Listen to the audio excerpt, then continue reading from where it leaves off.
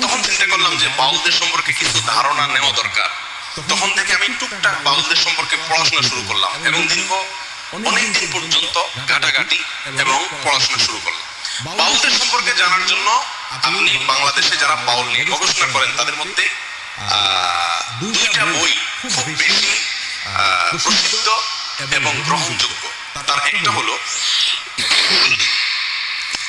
বাংলাদেশের একজন স্বনামধন্য বুদ্ধিজীবী ছিলেন, বড় মাপের নাস্তিকদের অন্যতম ছিলেন, ঢাকা বিশ্ববিদ্যালয়ের প্রফেসর ছিলেন ডক্টর আহমদ শরীফ। নাম শুনছেন আপনারা? আহমদ শরীফের নাম শুনেন নাই? ওনার লেখা বই বাউল তত্ত্ব।